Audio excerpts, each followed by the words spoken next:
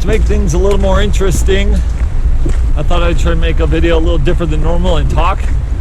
You know, I watch a lot of YouTube videos. I just watch a lot of YouTube of people hiking. They do this. I have grown to be used to it. I never liked it at first. I don't like staring at people, and I certainly don't like talking into a camera. It's a little strange. So, but why not? Let's do something a little different. Get used to it, and I have the selfie stick anyway, so let's use it. This is a road walk the whole way up. Hence, it's not a very interesting video. I do stuff like this all the time. I certainly don't make videos of it, and I only started making videos a few years ago. Occasionally, one here and there. Don't need to make videos, but it's fun editing them, and it gives you just something else to think about when you're hiking on the trail or the road. But it does slow me down, and I have 2 locations I'd like to go today, and chances are if I were to film a lot on this trip, I would get slowed down, and I may only get 1, and that's not acceptable, and that's not worth a video, because my time away from my family and obligations is more valuable than making a video that I don't even monetize nor care to monetize. So I don't need that. But I love watching videos like a couple of years later. It's a lot of fun. Brings back a lot of memories. I've been taking pictures of trips since I was 8. I've got photo albums full of pretty much every trip I've been on. And I've only missed, and you gotta think, those don't know me, I go on a trip literally almost every week. So you're talking 30 years of photos every week. And I've only lost maybe 3 or 4 hikes that I've lost the photos that have just been pissed in the wind. I don't know, they're gone. And but I have everything else. And the video in the last few years that I've taken, when I watch that versus the pictures, it's just so much more enjoyable. You just lay on the couch and watch the video on the TV. It's just a lot of fun.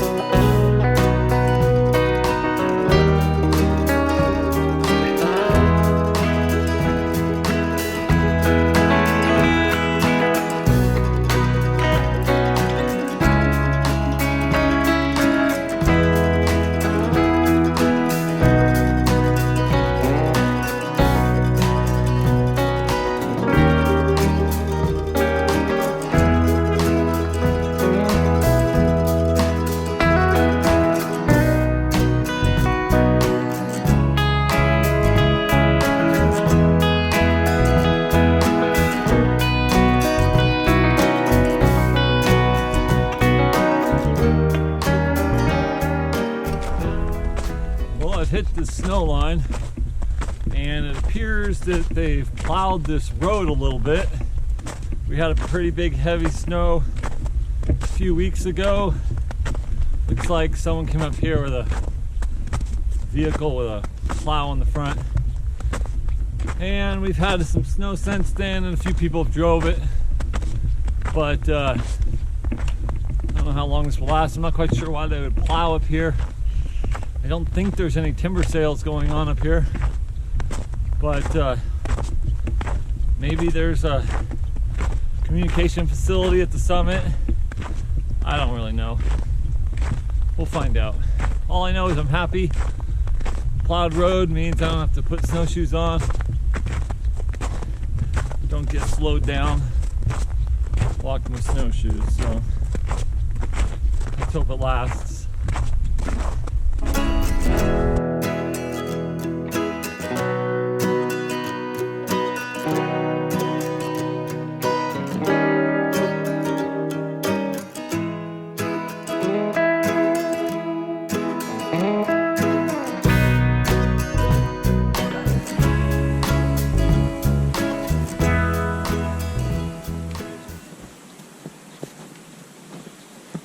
Well, that's the end of that.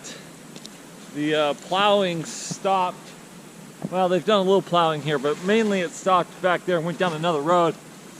There's some culvert replacement going on, probably for planning some future timber sales here. So they had a bunch of machinery there, and then the culverts were there on the ground ready to be placed in there once they dig up. Anyway, then some guy with a very large lift drove all the way through here, and I've been able to walk the tracks. But this final last mile spur to the summit has no tracks, and it's going to be a snowshoe walk. So I enjoyed it while I had it. It was flat for a long time, and that is mind-numbing to walk on flat snow for mile after mile with the snowshoes. I really believe it makes you dumb, because all you think about is how dumb you are to keep walking on this road. And yeah.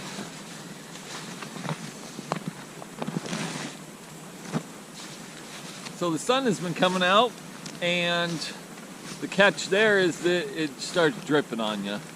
All the snow is dripping off the tree, so it's kind of like it's raining. But it is nice when the sun is out. It gets kind of warm.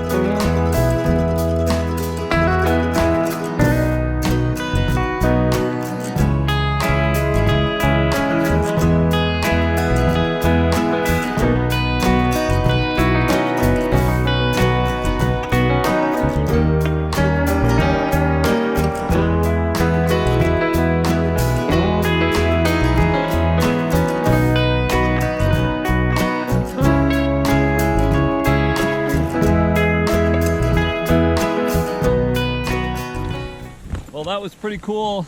The last couple hundred feet had no road to the top of this lookout, and it was just in the forest, as you saw, and so up here it hasn't been disturbed. There, you saw a couple things at the top here, and there's probably tons under the snow. So pretty cool little spot, and about half the view is still here since the hillside dropped so much, and maybe they had a fire. So not bad for a Weyerhaeuser tree farm lookout site. So this site had 2 lookouts on it. It started out with the World War II AWS. They had kind of the DNR and the Army both had a joint interest in building a lookout here. And so they put one here, and I believe it was just a ground house. And then after the war, the DNR took it over, and around 1960 they did build a standard lookout house on about a 20-foot tower, I believe. So 2 different structures were up here, including a garage down there. When Alan and I went to the National Archives in Seattle, we pulled up all kinds of AWS documents, and through that we could kind of piece together the story of what happened up here. These are just some of the documents I'm showing you here, and they pretty much give a general sense of what happened and how they determined this spot to do. And without that, we really wouldn't have much of a story up here.